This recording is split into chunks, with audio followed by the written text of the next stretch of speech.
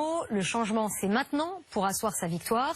Un slogan ne suffit pas à faire gagner, mais il donne le ton d'une campagne et il a un impact fort. Or, c'est en ce moment que les candidats les choisissent.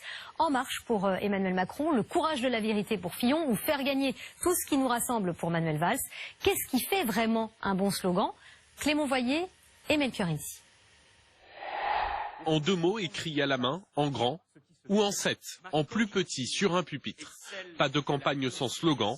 Règle numéro 1, il doit être court. Visiblement raté ce jour-là pour Manuel Valls.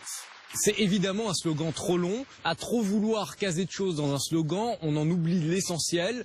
Et l'essentiel, c'est de créer une dynamique. Pour cela, le slogan est répété. Nous sommes en marche. Martelé. Vous avez conduit la grande marche. C'est comme Yes We Can, c'est ce qu'on appelle un slogan performatif.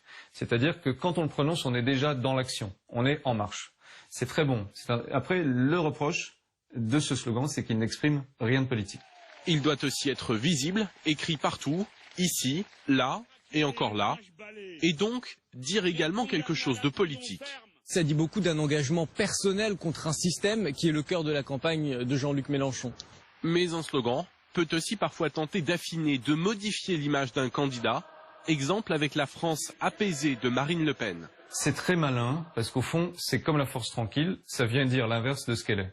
Elle inquiète, donc on rassure. Et ça marche parce qu'elle a elle a la force derrière elle d'une dynamique électorale.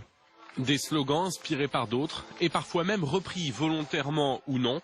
Exemple avec François Fillon et le courage de la vérité, inscrit près de 20 ans plus tôt, sur une affiche d'Arnaud Montebourg.